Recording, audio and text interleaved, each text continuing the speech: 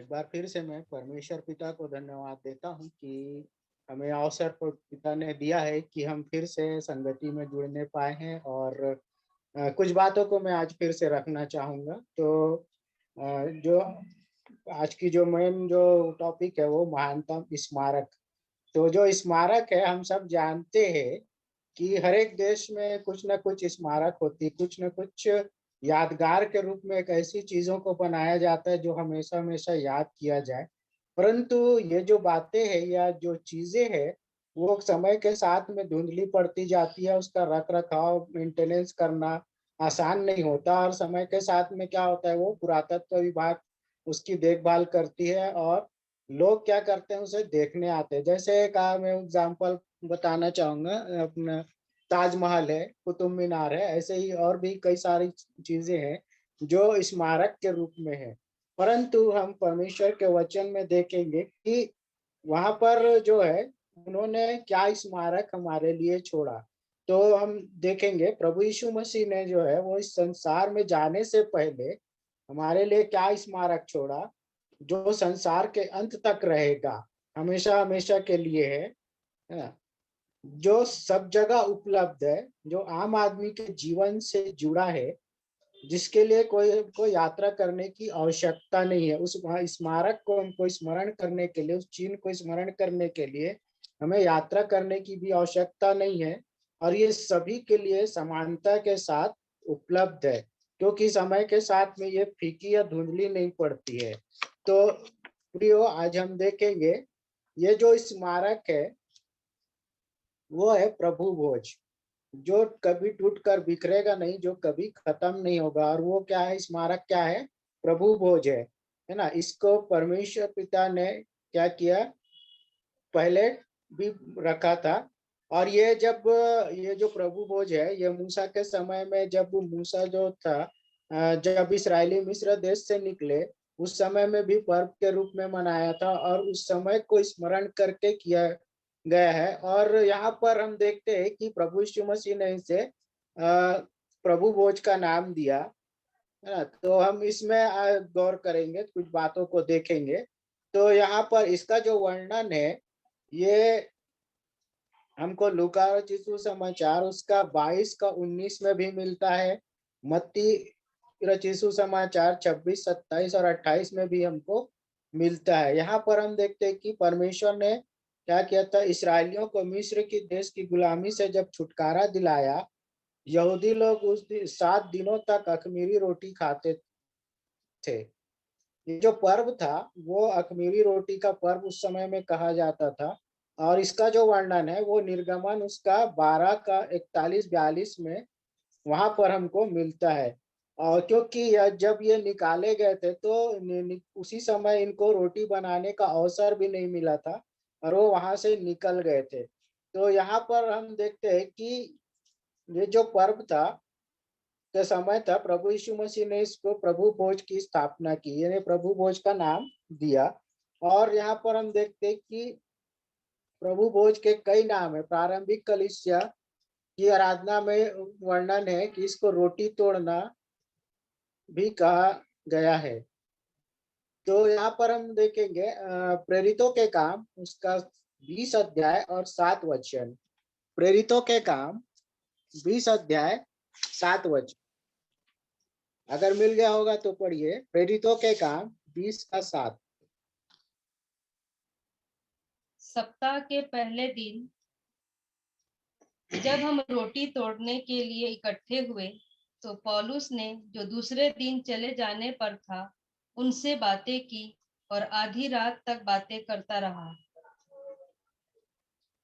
यहाँ पर देखते हैं कि ये जो पौलुस था, ये अपने लोगों के बीच में बैठा हुआ था, कलीसिया के बीच में था। और वहां पर हम देखते हैं कि ये जो अवसर उसको मिला हुआ था, और जो लोग उनके साथ थे उनको भी अवसर मिला था कि वो पौलुस के माध्यम से प्रभु यीशु मसीह के वचनों को सुने, और वो उनके साथ में बातें करता रहा ना, क्योंकि वो जो समय था वो रोटी तोड़ने के लिए का समय था। और जब हम इसको देखते हैं आगे, तो प्रभु भोज अर्थात वह भोज जो प्रभु ने ठहराया, उसे ही स्मरण करने के लिए प्रभु ने यह नाम दिया है। और यहाँ पर देखते हैं कि इसको ब्यारी का भी नाम दिया गया है, ब्यारी का, जिसका अर्थ होता है शाम का भोजन। तो यहाँ पर आगे का पॉइंट जो है उसमें देखेंगे कि समय कब लेना चाहिए। तो यहाँ पर इसमें कई मतभेद है लोगों में, कलीसियाओं में अलग अलग मत है कि वो कोई नियम उसका मानव द्वारा बनाया हुआ नहीं है, जो कुछ भी है वो प्रभु के द्वारा बनाया गया नियम है। तो उसको हम लोग देखेंगे प्रेरितों के काम उसका दूसरा अध्याय उसका 42 वचन। प्रेरितों के काम दूसरा अध्याय 42 वचन। और वे प्रेरितों से शिक्षा पाने और संगति रखने और रोटी तोड़ने और प्रार्थना करने में लवलीन रहे। यहाँ पर बताता है वचन कि वो क्या करते थे, लवलीन रहे। और इस शब्द का जो प्रयोग हुआ है जिसका अर्थ है कि लगे रहे, ग्रीक भाषा में इसका अर्थ है इस शब्द का निरंतर करते रहे। आगे देखेंगे प्रेरितों के काम दूसरा अध्याय का 46 वचन में, दूसरा अध्याय उसका 46 वचन आगे देखेंगे उसी में।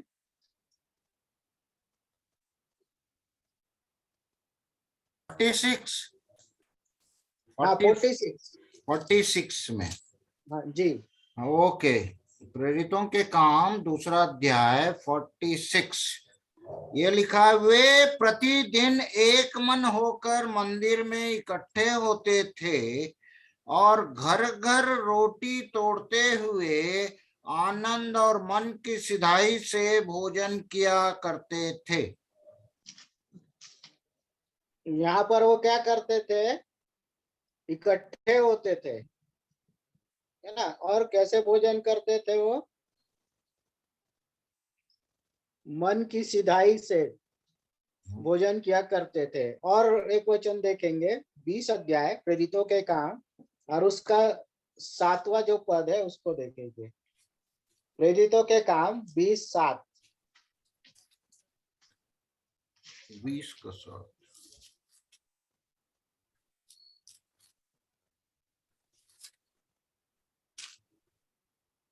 प्रेरितों के काम 20वां अध्याय 7वां पद। सप्ताह के पहले दिन जब हम रोटी तोड़ने के लिए इकट्ठे हुए तो पौलुस ने जो दूसरे दिन चले जाने पर था उनसे बातें की और आधी रात तक बातें करता रहा। तो ये जो स्मरण का जो ये चिन्ह है, स्मारक जो है, वो कब तोड़ते थे, वो सप्ताह के पहले दिन लेते थे, ऐसा यहाँ पर लिखा हुआ है वचन में। और आगे हम लोग देखेंगे हमारे जीवन में इसका क्या महत्व है उसको देखते हैं। हमारा सबसे प्रमुख स्मारक जो है वो परमेश्वर के प्रेम को स्मरण दिलाता है। प्रभु भोज परमेश्वर के प्रेम को स्मरण दिलाता है यीशु के बलिदान को, स्मरण दिलाता है कि उद्धार हम स्वयं अर्जित नहीं कर सकते, या परमेश्वर का अनुग्रह है। यहाँ पर हम देखते हैं कि जब मूसा तंबू बनाने पर था तब वो उसको नक्शा दिया गया था, है ना। और वहां पर हम देखते हैं कि ये जो तंबू का जो आगे वाला भाग था वो पवित्रता का भाग था। कहा थी तो पहली जो चीज थी उसमें वो सोने का बना हुआ चिराग रहता था।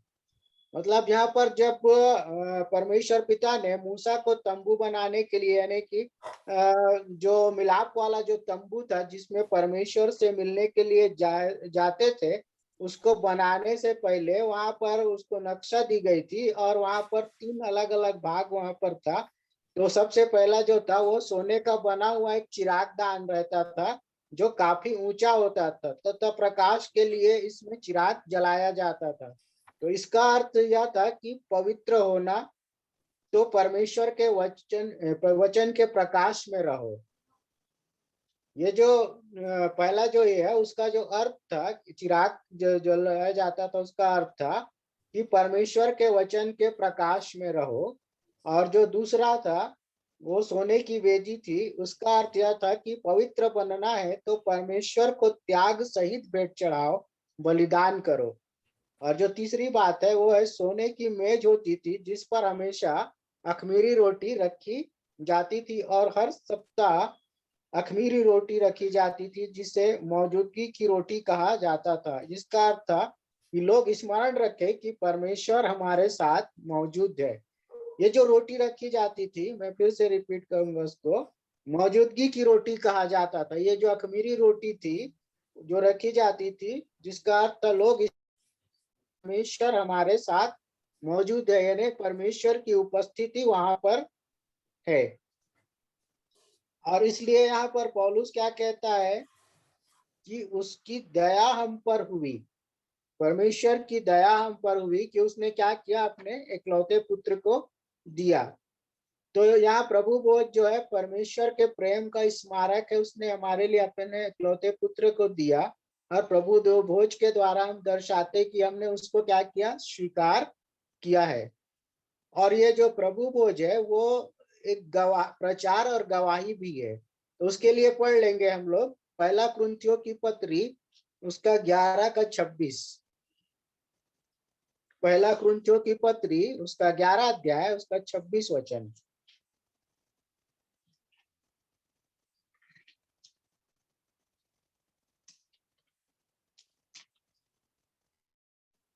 क्योंकि जब कभी तुम यह रोटी खाते और इस कटोरे में से पीते हो तो प्रभु की मृत्यु को जब तक वह न आए प्रचार करते हो।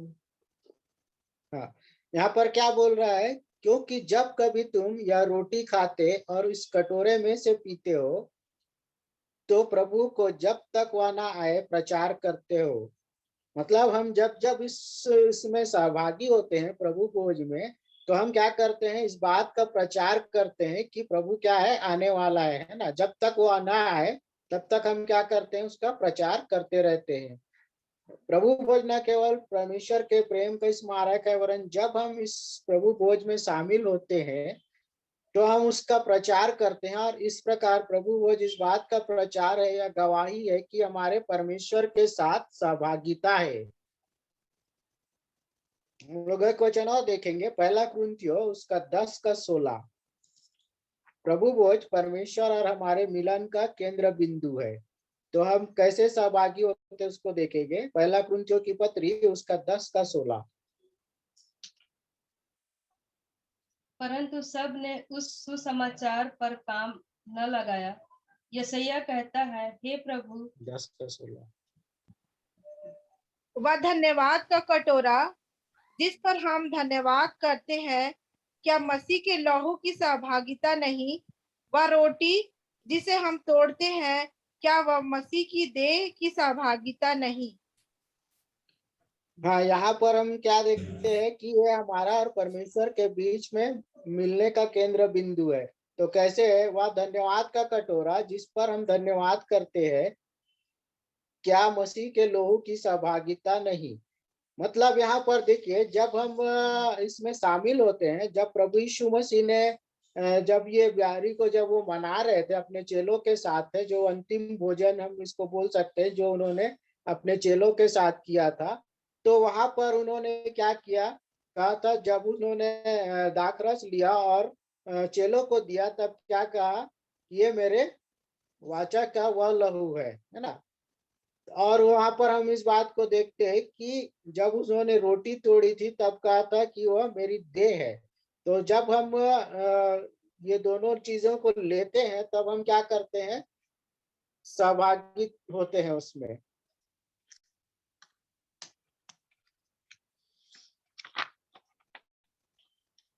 और अंतिम बात जो है उसको हम लोग देखेंगे, प्रभु भोज हमारी परख है, हमारी जांच है ना। क्यों लिया जाता है और क्यों लेना चाहिए, उसके लिए हमारा क्या है, वो जांच है।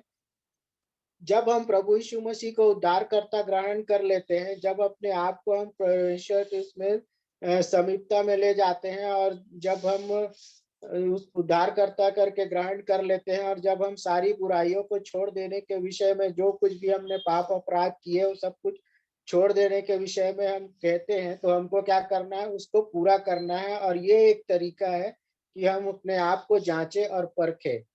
हाँ, क्योंकि क्या कहता है, अगर हमारे मन में किसी के प्रकार का विरोध हो, या हम किसी के बारे में किसी प्रकार का अपराध किए हैं, या जो कुछ भी हमारे उसमें एक दूसरे के प्रति द्वेष है, जलन है, तो उसको हमको क्या करना है, पहले एक दूसरे के अपराध को क्षमा करना है इस यारी में शामिल होने के लिए। और हमारा जो मन है वो कैसा होना चाहिए, शुद्ध होना चाहिए, किसी भी प्रकार का उसमें द्वेष नहीं होना चाहिए या किसी प्रकार की अशुद्धता उसमें नहीं होनी चाहिए। तो इसके लिए हम लोग पढ़ लेंगे पहला कुरिन्थियों की पत्री उसका 10 का 21। पहला कुरिन्थियों की पत्री उसका 10 का 21। तुम प्रभु के कटोरे और दुष्ट आत्माओं के कटोरे दोनों में से नहीं पी सकते। तुम प्रभु की मेज और दुष्ट आत्माओं की मेज दोनों के साझी नहीं हो सकते। हाँ, तो यहाँ पर क्या बोल रहा है कि हम दोनों इसमें शामिल नहीं हो सकते। किसमें शामिल नहीं हो सकते, प्रभु के कटोरे और दुष्टात्मा के कटोरे, ठीक है। तो हम इन दोनों में शामिल नहीं हो सकते। ये क्या किसके लिए है, दोनों की साक्षी है। इसलिए क्योंकि हमारा जो मन है वो स्थिर होना चाहिए और एकाग्रचित होना चाहिए, परमेश्वर के पीछे हम चलने वाले हों। जब हमने अपने आप को उद्धारकर्ता ग्रहण कर लिया है प्रभु यीशु मसीह को, तब क्या करना है, हमको उसके ही पीछे चलना है, उसकी ही सहभागिता रखना है, उसके वचनों के अनुसार चलना है। न कि हमको ये जो गलत काम है, जो बुराई है, द्वेष है, कपट, जितने भी प्रकार की जो बुराइयां हैं, वो सब हमारे जीवन में नहीं होना चाहिए। ये जांच और परख की के लिए ये जो वचन है वो हमारी जांच और परख के लिए है। तो आज हमको इस बात का निर्णय लेना है कि जब कभी भी हम परमेश्वर के साथ सहभागिता करते हैं, वो उनके प्रभु भोज में शामिल होते हैं, तो हमारा जो हृदय है वो क्या होना चाहिए, बुराई से दूर रहना चाहिए। और जितने भी तमाम तरह की बुराइयां हैं, है ना, हम जानते हैं कि ये जितनी सारी जो गलत बातें हैं उनका भी वर्णन वचन में है कि किन किन बातों से हमको क्या करना है, दूर रहना है। तो हमको इस बात को स्मरण रखते हुए हमको प्रभु भोज में सहभागी होने की आवश्यकता है। मैं आशा करता हूँ कि आज के इन वचनों से आप आशीषित हुएंगे। मैं परमेश्वर पिता को धन्यवाद देता हूँ एक बार फिर से उनके इस बहुमूल्य अवसर के लिए कि उन्होंने मुझे दिया कि मैं इन बातों को आप लोगों के बीच में रखने पाया। परमेश्वर पिता को मैं धन्यवाद देता हूँ।